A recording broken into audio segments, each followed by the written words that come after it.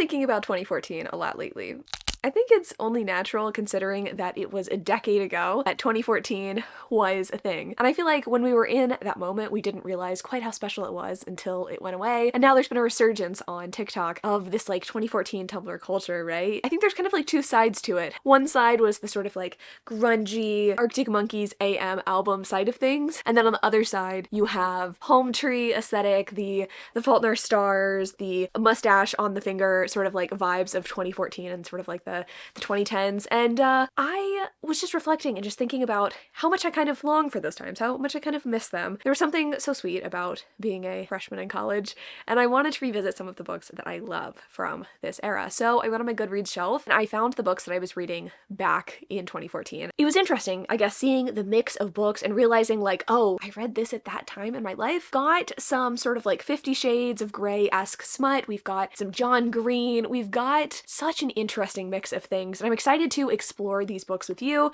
and just kind of revisit 2014 through my eyes, through my lens of what I enjoyed, or maybe books that I thought were mediocre. I did kind of a mix here. Some books that I know that I read and loved, and then some books that I didn't really understand the hype for, and maybe I'll understand the hype better, I don't know, in the year of our Lord 2024, probably not, but I think it'll be a fun experiment. Also, I just thought I would comment on this look. I really liked the side parted curled hair, which is really not that different from how I wear my hair today, with winged liner and really dark lipstick. Any opportunity I could find to wear dark lipstick, I did it. Whether it was a frat party, a family party, I would wear dark lipstick, and so I'm wearing it today. I couldn't find any lace-up shirts, but I thought this evoked the vibe. Anyway, let's get into the vlog portion of this video. I feel like I've been rambling, but 2014, man, what a time. All right, let's do this. So the first book that I read for this video, I'm gonna be vlogging, but this one I just listened to last night. I got through the entire thing, and I thought we could talk about it, is Beautiful Player by Christina Lauren. I honestly think each book for this video is just so interesting because I get to reflect on how I came across this book, how it came into my life, and if I even remember it. And for this particular book, I don't really know how I came across it and how it really like entered my life. I was a freshman in college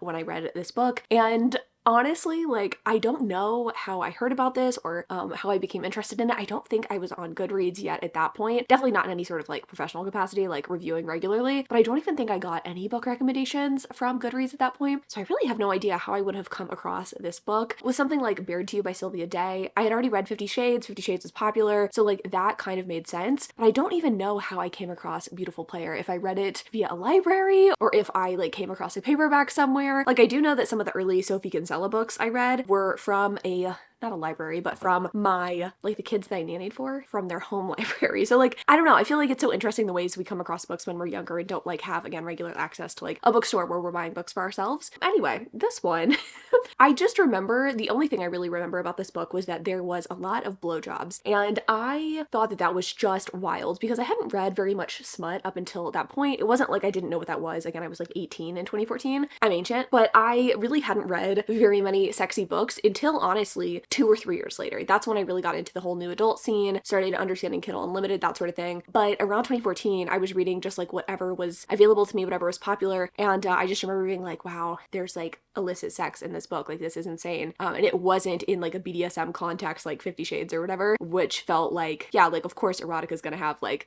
that sort of thing. Like, I didn't really understand erotica versus romance. So this book is about our two main characters, Hannah and Max, I think his name is, and they have known each other for a while. And our heroine at the start of the story, she's like at some sort of event with her brother and dad, and they're basically encouraging her to get out more because she works at, I guess, a lab post-grad. Actually, I think she might be at a grad program, but they're just saying that she is too caught up in, you know, her professional life and doesn't care enough about, you know, the other aspects of life, being social. It's not even that they want her to like start sleeping with someone. They're just like, please, like, make some friends or something like that. And she lives, I believe, in Manhattan in an apartment that like maybe her parents used to live in or something, which like, ooh, love the privilege of it all. The only other person that they really know in town is Max, who is like a family friend of theirs, and he's known her for a long time, and he was kind of her first crush. But she never felt like she could really do anything about this crush because her older sister sister got her heart broken by Max long ago. And so she befriends him and basically enlists his help to, I guess, help her with the opposite sex, because while she has had sex with people before and while she's like dated, she's never really found like lasting success in relationships. She's never felt like sexually pleased, I guess, in relationships. And so a lot of their friendship is built on him kind of teaching her the ropes of sex, and not even in like a let's sleep together sort of sense, although that does happen. It's more just like banter and like friendship. They, I guess, train for a marathon together too. And honestly, this book surprised me. I really thought this was going to be one of the ones where I was going to roll my eyes and think this one just really didn't hold up. And I will say it does have some of the trappings of like, I don't want to say the early 2000s kind of romance, but sort of. I don't feel like this was maybe, you know, the most sophisticated and romantic romance ever, but I feel like the ingredients were there for the most part. Like, I really did feel like these two were a good match. I liked the banter. Christina Lauren really excels at the banter, and I've seen that even in their more women's fiction-y leaning romances. They just really do a good job at getting the characters to connect on that level. Maybe like he didn't go out of his way to do super nice things for her besides giving her orgasms, but I still felt pretty happy with this book. It was a very pleasant read. I thought the sex scenes were great too. Again, I didn't really know what to expect because I have read, I think it was Beautiful Bastard semi-recently, and I felt like that was just kind of like meh. That was a workplace romance, and I don't know, it just felt a little bit like 50 Shades light, or like 50 Shades of 50 Shades were a rom-com, and it just like wasn't for me. But this one I feel like wasn't like that. This one I did feel was different than that one, which is funny because some of the reviews say that the books in the series all kind of feel the same except for like character names are switched out and like minor details are changed. And I actually kind of disagree. You know, comparing this one to Beautiful Bastard, I don't feel like they're very similar at all. I don't know. It was a pleasant surprise, I will say. Was it amazing? No. Was it something that I think really like holds up today? Not necessarily. I mean, it does, but it doesn't. It holds up in the sense that I didn't really feel like there were a ton of offensive things in this book or anything. If I missed anything, my apologies. But that being said, I feel like there are so many rom-coms and romances out now in a contemporary sense that are smutty that I don't feel like this is one that I'm gonna go out and tell people like, oh, you have to read this. But it is interesting to kind of like see this and just kind of wonder where I was in my life when I was reading this. Again, I remember being a little gagged at the sensuality of it all, which I think again is so funny because I'd read 50 Shades. It wasn't like I'd never read sex in a book before, and I read sex in books before that too, I should say. J.R. Ward's Black Dagger Brotherhood series was my first introduction into explicit sex on page. But yeah, it's just interesting. Like, I was already active at that point, so it's interesting to me that like this would have really had any sort of like impact on me or like would be memorable in any sense. But when I checked out my Goodreads, I didn't use Goodreads back in 2014, but I know that I kept a Word document full of my favorite books from like a given year, and or just like I took track of everything because that's just the kind of person I am and why I love Goodreads so much now. This was on there, and when I looked at it and entered it into Goodreads, you know, many years ago when I actually started using Goodreads, I gave this one a 4-star rating. Would I give it a 4-star rating now? No, probably not. Probably more like a 3-star, but it's a strong 3-star. I really do think for what this book is, it did a good job. And I feel like back in the day, like when there were just, I think, far fewer options in this sort of vein, I think this book's actually pretty decent.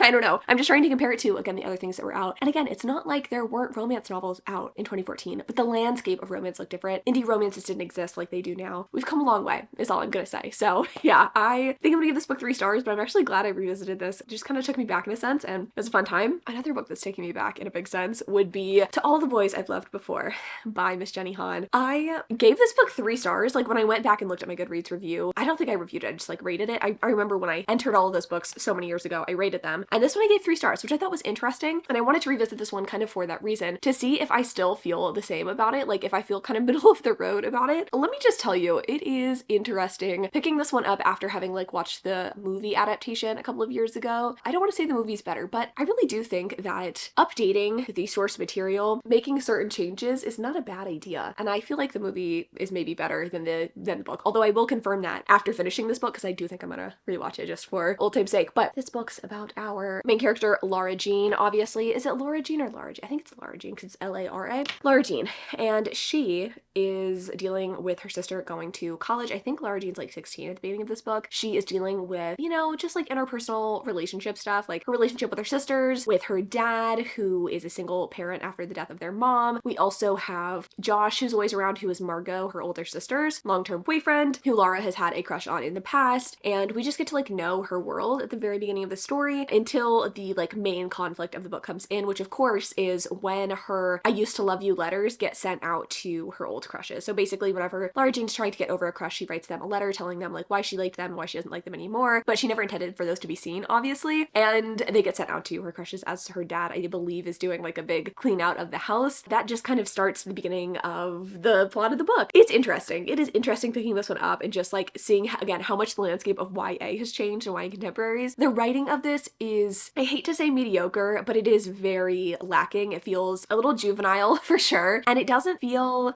I don't know how to put it into words. It's not like it's not descriptive, but it kind of isn't. It doesn't feel like we're getting a lot of like good internal dialogue. It's kind of like, I used to like this boy. I don't like this boy anymore. It just doesn't feel very mature, even though the main character I believe is like 16 at the beginning of the story. I could be wrong, but she's driving a car, so I'm guessing she's 16. I hate to dog on people calling their parents something different than I call mine, but the constant mommy and daddy is a little weird. I don't love it, and it feels a little bit strange. I also, like, can we talk about the parentification of Margot in this book? Because I don't think anyone's ever really discussed that, or at least I haven't heard anyone discuss it, but the oldest sister, Margot's going off to college in Scotland. She's gonna break up with her long-term boyfriend, which like causes some drama in the family, but she talks about how you have to look after daddy and make sure he does this, that, and the other, and I'm like, what? Is this child taking care of the dad, who is a doctor, an OBGYN, who like can very much take care of himself even though his wife isn't here anymore? Like, what? I don't like that detail. I mean, I get it, but I also, that's a red flag. Like, I don't know why that detail was included, which is, those are like my initial thoughts about this book. Wow. Just wow. It doesn't surprise me that this isn't totally working for me. Part of me is like, did I catalog things wrong in like the wrong order or assign books to the wrong year? But I know that I didn't, because I know I was meticulous about my record keeping. It's just weird to me that I would read Beautiful Player and To All the Boys I Loved Before in the same year. Granted, the ratings were really different, so like it makes sense. And I read YA for so long. I mean, I really didn't stop reading YA until like a couple of years ago, so I guess that makes sense. But it's so interesting comparing these two books because they could not be more different. Yeah, I know their approach to romance will be quite different, so I'm gonna continue reading this book. I don't know if I'll give you a 50% update or if I'll just let you know what happens or how I'm feeling when I'm finished, but I'll keep you posted because I'm definitely finishing this one tonight. All right, so I finished To All the Boys I Loved Before last night. I also decided to watch the first movie, and interesting. I think I'm gonna give this book 3 stars upon reread. I'm glad that I revisited this one, and it's interesting that my rating from like back then is the same as today. I really feel like the writing of this book is pretty mediocre, but I can definitely understand the appeal. There's sort of like that love triangle element going on because our heroine is like drawn to Peter Kay, who is like the guy that she liked a long time ago, and then also I believe his name is like Josh in the present day, who's like her sister's ex-boyfriend. It's interesting seeing how the ending of the book was approached in the movie versus the book. I actually think the ending of the movie is a lot more satisfying, and it feels like more of a conclusion, even though there's still room open for like a next movie, whereas the book I feel like feels a little too cliffhangery, and some of the events that occurred I feel like I didn't love the execution, so I'm glad that some changes were made in the movie. Like very similar, I would say, to the book. Like the book and the movie are very similar, but there's some elements I think that are included in the movie that kind of make things feel a little bit more up to date, and also I think make Lara Jean less of an insufferable character. In the movie she's so fun, and it's so interesting too, like seeing how people have like changed up on Noah Centineo, and like seeing him in this first movie. His acting is so good. He's so charming. He's so cute. I really liked it. I feel like I'm just gushing about the movie now. I'm not really talking about the book, but it's interesting like how this was such a big thing when it first came out. Like the book series I think was quite popular, and how so many people were so excited for the movie series, and I feel like it's kind of like faded into the background of our like collective conscious. I feel like we don't really talk about it anymore. It's not something that has had like a real lasting impact, but you know, Jenny Han series are still being adapted, and it's good to see. It's definitely good to see. It feels so nostalgic, even if this wasn't one of my favorite series, because you know, that like classic YA love triangle, that like classic girl who is kind of revolving her whole life around boys thing just feels very classic. It is cool to see though like how far YA has come and how much it's changed. I don't read a lot of YA, especially YA contemporaries now, but even a couple of years ago, seeing how different they were from this is interesting. So we've come a long way. We've definitely come a long way since 2014. This came out before 2014. I think most of the books did, but these are just like the books that were popular and were the books that I was reading at the time. So anyway, what an interesting time. I kind of want to watch the other movies now that I have finished this book, but will I indulge? We shall see. I'm moving on to Bared to You. I swear that I have a copy of this, or I thought I had a copy of this somewhere. I definitely had the paperback, which I unhauled at some point, which makes sense, but I thought I had the audiobook. I don't. But then when I paid for the audiobook and downloaded it, it acted as if I had read the book before. It was like on chapter whatever, like the last chapter. I don't know what to believe, but I am starting it, and I will say the audiobook is going much better than the last time I read this book, which I believe was physically. Fingers crossed that this goes better. I'll update you when I'm 50% in. Definitely finishing this one tonight. Getting ready for a BDSM good time. So I've had a few teeth extracted in my day, and I like to think that it would be more fun to get more teeth extracted than it would be to finish this book. I couldn't remember really anything about this book when I picked it up, but I knew that this was formative for me. I know that I read 50 Shades back in the day, and I know that I read this book, and I thought this was so much better than 50 Shades, and I just didn't know why people hadn't read this book. And so, color me surprised when I pick it back up, and it's not good. I mean, it wasn't good when I read it back in like 2020 either, but it's especially not good in the year of our Lord 2024. This book's about our two main characters, Gideon and Dumbass. I actually don't remember her name. I'll probably figure it out for the next clip. But she is freshly graduated, I believe, from like her master's or something. She's not a young buck, but she's not old either. You know, what is young? What is old? She's like probably mid-20s. She has an overprotective mother who is basically constantly not stalking her, but like knows her whereabouts, knows what she's up to, and her stepdad is like kind of in charge of keeping her in line in a sense to like make the mom happy. But anyway, she's working at this advertising agency, and she meets the guy who owns the building, Gideon Cross. Very 50 Shades type situation, except she's not like directly working for him, which I think is good, you know, from like a PR, HR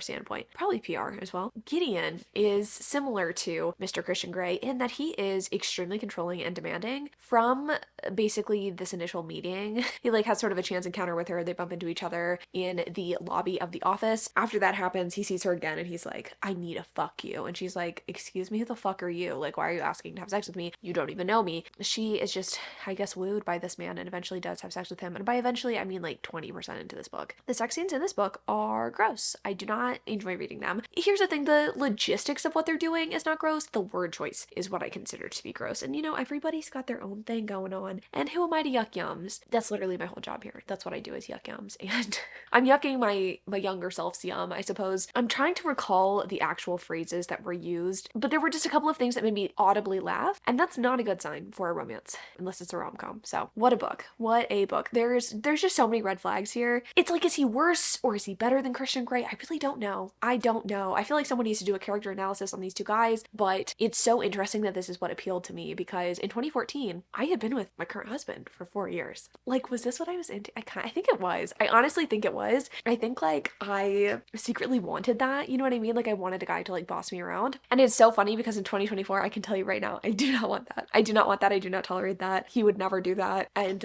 it's just, yeah, it's so interesting to see me be into that. And it's like, was I even into that? Or is that just what was presented to me in that time period? And that is the question that I raise and the question I ask myself, honestly, about a lot of things that I used to enjoy as a youth, like Twilight. Did I actually enjoy the relationship dynamic or was I just not used to reading romance? You know, I think we should all ask ourselves that, perhaps. It's interesting though, because I don't think that shaped my preferences, which I think is fascinating. I think a lot of people try to make this argument that like what you read when you're young, you know, it's gonna impact how you know, see the world and how you view things. And your relationships with men especially can be impacted by the men that you read in books. I don't know. I just like don't know if I believe that. And I've said that about a million times on this channel, but like I say that again here today. I just don't believe it because I read so many men like this, these alphas, these commandeering types, and I didn't really like actually want that. I think in theory I did. I was like, oh, I like the idea of like, I don't know, a guy like planning a date, you know what I mean? Like being in charge that way. But I was never like, I want a guy to like control my entire life, you know? I don't know if any of this is making sense. What is this video? Honestly, I am glad that I'm doing this though, again, because it's just bringing up things. It's getting me to reflect, and I like that. And I think sometimes it's fun and important to do those things. This, again, I am just astounded that this was something that I was really into. This is probably the most like, wow, really? One of them all, because, you know, with To All the Boys I Loved, like that was popular. I read that. I gave it 3 stars the first time I read it. So like, you know, but what does that say about my taste? If I gave this like a higher rating than To All the Boys I Loved, the good news is that the last books that we're reading for this are Gone Girl and The Fault in Our Stars. And I think both are going to elicit emotional reactions from me. And I think they're both going to be great. I think John Green gets a lot of unnecessary heat, and I love you, John Green. I also love my signed copy that is also signed by Hank Green. I probably will say that a couple of times because I just think that's very neat. Anyway, I'm gonna go.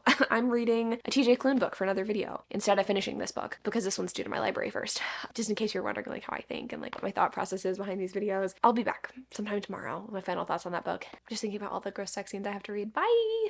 Alright, party people, I finished Beard to You by Sylvia Day, and I think I'm able to identify identify the things that bothered me. I mean, I did last time we talked as well, but I'm identifying more things. I think I told you that I didn't love some of the word choice, and I feel like I can bring some of that up. Mainly the use of the word penis. I don't like the word, to be honest. I understand it from a clinical perspective. Like, if I were telling my child what the names of parts are, I would use that word, but I don't find it sexy. I don't really want to be having intercourse and someone say, let me feed you my penis. And I say feed you or feed it into because that's also something that's said in this book. He fed his, I think it actually might have been the C word, into me, but it's like, you're not an ATM machine, girly pop. Like, we don't need to use that word. There's other words we could use, perhaps, to describe the sexins that we're having. So anyway, if you would have asked me at the ripe age of 18, hey Chandler, do you think that you're going to be talking about dick on the internet? I probably would have said no, but I think 18-year-old me would be very, very proud. So that's nice to reflect on. I think I have better identified why this one does not hold up. And I mean, it didn't hold up when I read it in the first place, but why this one I think is actually worse than 50 Shades. 50 Shades is kind of like bumbling and unaware of what it is, right? I think that it tries to do the whole BDSM thing, and this book kind of does near the end, where a hero's like, I'm the boss man and you're my submissive. The issue is that, like, at least with 50 Shades, it knows what it wants to be from the beginning, and even though that relationship is not indicative or a good example necessarily of what BDSM is, this book doesn't discuss the BDSM elements of their relationship until the end of the book. And by that I mean, like, there's not really any BDSM in this book except for at the end when he's like, I want to be your dominant, you can be my submissive, and she's like, fuck no. Like, there's no getting tied up, there's nothing like that really in this book. There is, however, a lot of demand on this man's part and in the other parts of their relationship. And I don't know how BDSM relationships function outside of the bedroom. I do know some of them can extend to daily life. However, none of this was pre-discussed, and the way that this guy is like, you can't leave, I didn't like. I personally just don't find that very sexy. If a man tried to tell me that shit, we'd have some fighting words. You know what I mean? I don't like that. I don't think that's cool. I don't think it's sexy. I don't think it's hot. I like protectiveness, I guess, in a broad sense, but that's not protectiveness. That is just being commanding. And it's interesting to me that our heroine, with her years of therapy, isn't able to identify issues in this relationship. I mean, she definitely raises the question to her therapist, like, hey, can two people who have been abused in the past, like, have a functioning relationship? She does ask that question, but she doesn't ask any questions about the relationship she's actually in. She's not like, hey, are any of these things red flags? Like, I would think that she'd be able to identify those things, but she's not, and that's worrisome. Not that it's like her fault, obviously, that she's being treated this way. Not that it is her fault, obviously, that she's being treated this way, but I'm just sort of like aghast. I'm astounded, shall we say, by the way that things are like happening in this book, and I'm just really not a fan. Not a fan. This is like a 1 or a 2 star read. It wasn't like the worst thing that I've ever read, but the relationship dynamics are just so deeply unhealthy that I'm so curious as to what I saw in this. You know what I mean? Yeah, I don't know. I think from my remembrance, I liked this idea of two people who have pasts coming together and functioning in a healthy relationship. The healthy part, you know, is a big fucking question mark, head scratch as to why I thought that this was representative of that. I don't even think I thought it was healthy, but I was just like, oh, two people with pasts, like, I like that. And I think the problem, and I think maybe the reason why I liked that, is because of the kind of reader I am today. Let's make those connections, right? I really have always been a big fan of characters who are messy, who are flawed, who have trauma in their pasts coming together. I've always really enjoyed that, and it's something that I still love to this day. I think that's what I liked about this book, and I wasn't able to find in other books, right? I feel like a lot of the rom-coms and the books that I was reading at the time had these characters that felt a little bit too perfect and too polished, and any flaws or perceived flaws that they could have were very like minuscule things, right? Like, oh, she looks for love in the wrong places.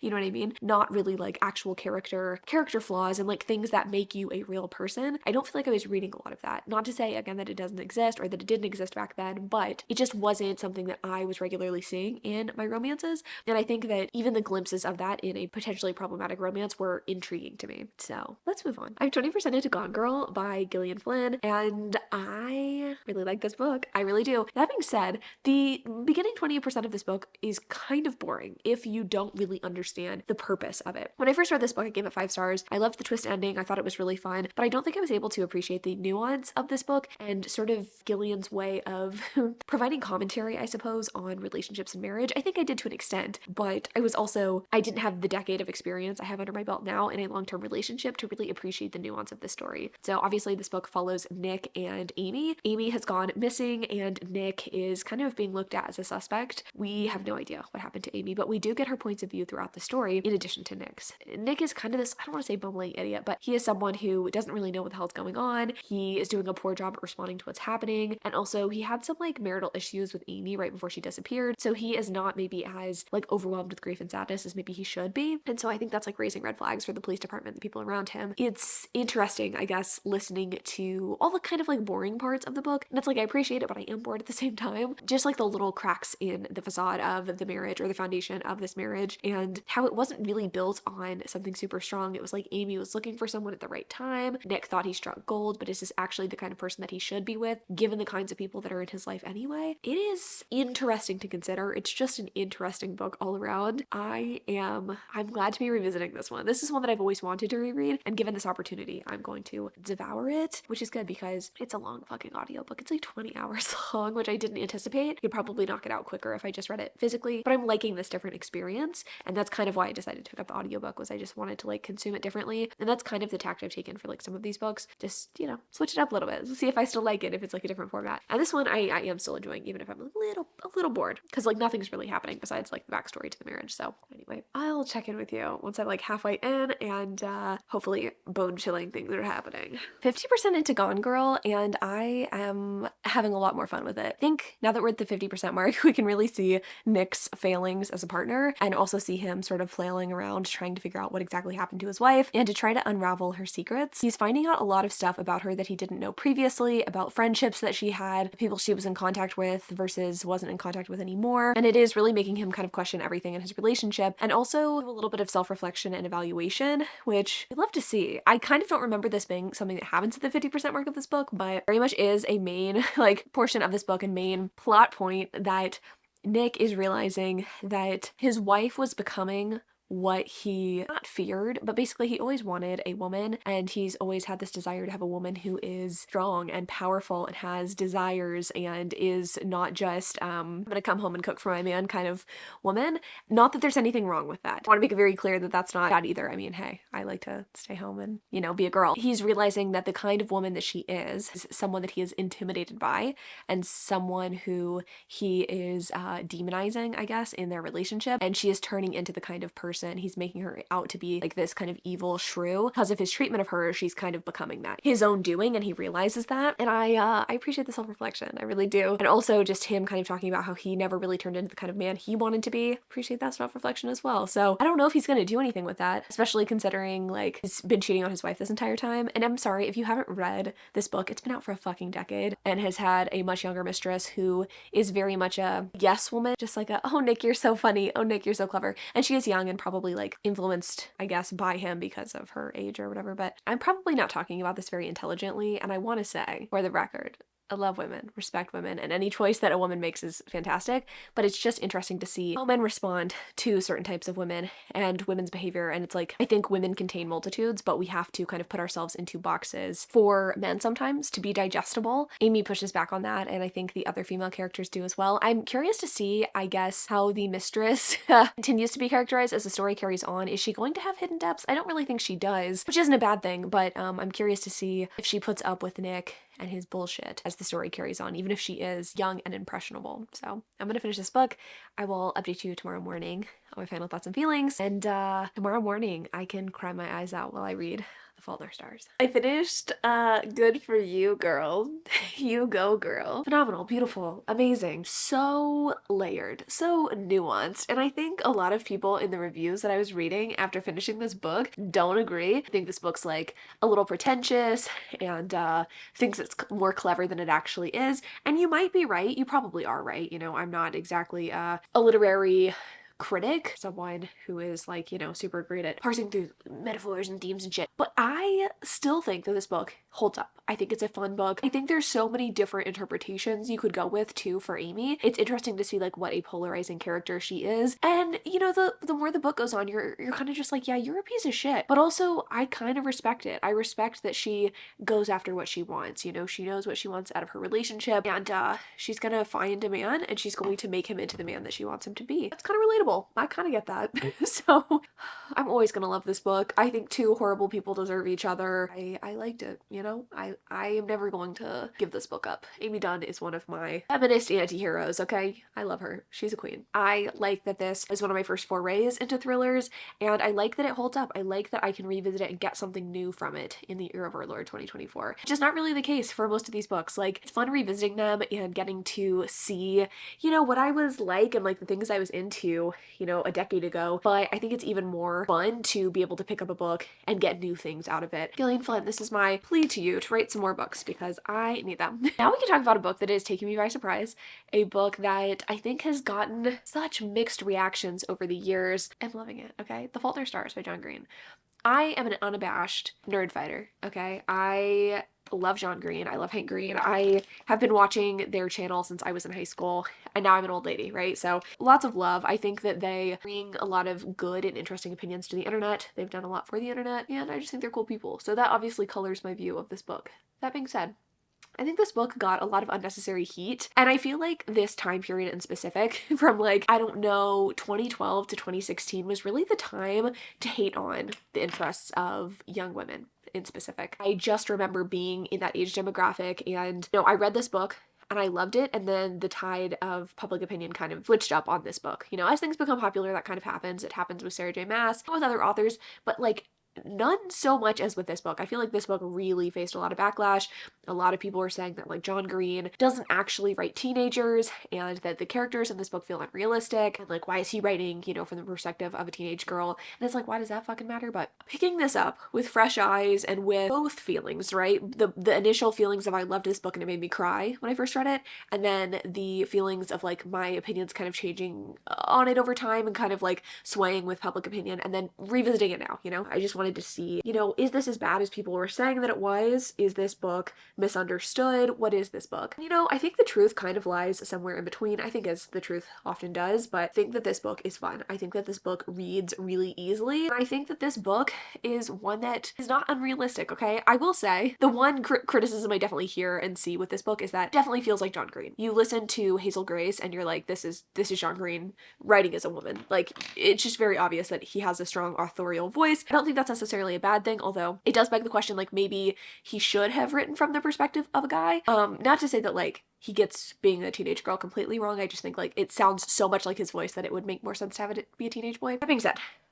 I feel like I need to push back on the argument that the teenagers in this book are just so beyond what a teenager could be, and that the language choices are maybe just like so different than what a teenager would use. I think this book is such a product of its time in possibly the best way. I was in high school when this book came out. I was like a sophomore or junior, I believe, when it initially got published, and I was doing some sleuthing. I believe I read this for the first time right when it came out. I have a signed copy, which I'll show you in the next clip, but I think I read it right before the movie came out, which came out in 2014. I remember going to high school and being surrounded by gifted and slightly misunderstood and angsty teenagers didn't talk exactly like this, whose vocabulary maybe wasn't quite this advanced, but definitely had similar sort of like nihilistic, philosophical views on life, right? I was in this program called IB. It was a program that like wasn't offered to everyone in my school. I know at some schools it's like just everyone does it. At our school it was something you had to apply to and get into, and so the majority of the people in it were gifted students, right? And I always felt like a little bit of an outlier, someone on the outside looking in, because I didn't feel as smart as my peers, right? The people I was surrounded with were people who kind of acted like Gus and Hazel. Maybe not in the sort of like existential dread we have cancer sort of sense, but you know, like Tumblr culture at the time and just like the way that people wanted to like act smarter than they were, like that just is kind of the teenage perspective, right? Like you want to sound smarter than you are. So I don't feel like the speech in this book and the way that the characters act is so far removed from being a teen, especially back in the day, right? And I would assume that it continues. Being a teenager is this kind of fraught experience, and you always kind of want to feel older than you actually are. You feel misunderstood, all these things. But I can only speak from my experience as a teen, right? Because I don't really know any teens right now. But I do know teens in this time period, and we did kind of act like this. And we did, you know, read books that were maybe like that we didn't totally understand or that we tried to like assign random meaning to. I just remember like the things that were close to me and the things that meant a lot to me. And some of it was like did I actually really like that, or was I just trying to be cool? And so again, I think we should grant the teens in this book maybe a little grace, and maybe grant John Green a little grace, because he was like on Tumblr at the time and he saw how, you know, teens interacted, I'm sure. And so I really don't think that his teens were really that far removed from what a teen could actually be. Maybe some of the language choice, for sure, but also like I don't think that he was writing this book from the perspective of like, I need this speech and everything to like be as true to my character as possible. I don't think he was trying to like embody a teenage girl so much as like tell the story from the point of view of a teenage girl. And I do think there's a difference. In terms of the character interactions too, like just the things that happen that we memed on, that we find corny, like the putting the killing thing in your mouth, not letting it kill you. Or, I'm sorry, like it's corny, but yes, that is some shit that like teenagers would say. It just is. I don't want to be a shill, and I don't want to like defend everything always, but like I really feel like this book is misunderstood and just like just read by adults who don't understand teenagers and who also have maybe never been around teenagers or like don't really understand the inner workings of teenagers, especially teenagers in this time period. So I'm charmed by this book. I like it. I love the character interactions. I find that John Green does a really good job at writing characters that feel like real people to me. I like the side characters. I think his name's Isaac, the one that loses his eye. I like Hazel's parents. They seem realistic to me.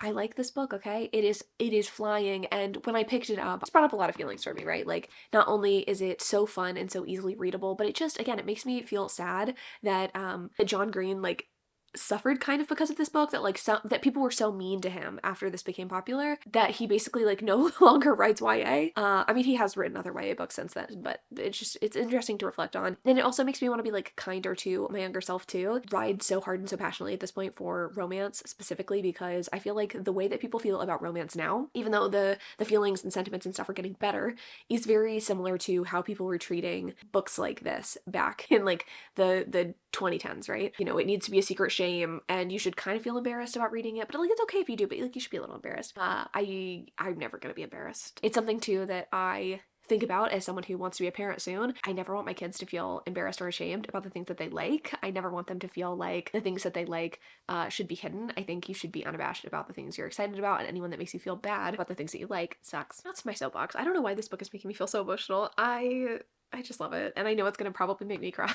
near the end. I will check back in when I'm finished with this book. I finished it. I did cry. Not at the point at which I cried the last time that I read this book, but I did cry. And I really thought that I was exempt, because the first time that I cried when I read this book was when Gus tells Hazel that he has cancer, his cancer has returned. And I mean, don't get me wrong, that's a very sad point in this book, but I think because I knew that that was going to happen, it didn't have the same impact, and so I was like, okay, I'm safe. I was not safe. I was not, in fact, safe from the sadness that this book evokes. I think that this book genuinely has interesting things to say about legacy and death. I think that, honestly, this book could probably help a lot of young people who have had people in their life die, or I don't know someone who has cancer, or I don't think I appreciated this as much when I was younger as I do now, because I hadn't really experienced true grief when I first read this book, and seeing it through new eyes is definitely good.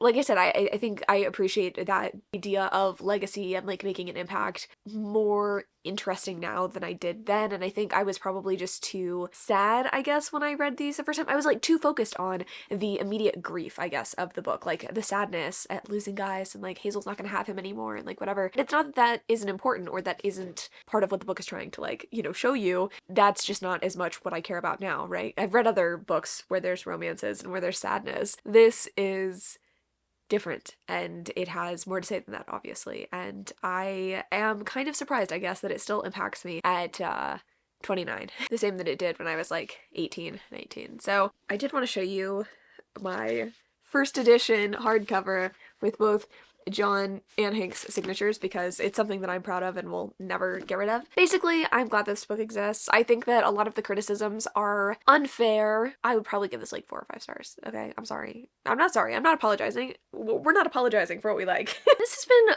such a fun and emotional experience, which is not exactly what I was expecting it to be. Illuminating, revisiting things that you liked when you were younger. And I would, again, highly recommend anyone to do this if there's books that you're like, oh, I wonder if that would hold up today. I wonder if I'd cry for a second time if I read that book. The answer might surprise you. And I think that it's fun to reflect. I love books because of what they can mean in the present, but also what they can mean for your past self. I love you all so much. Thanks so much for watching this, and I will see you in the next one.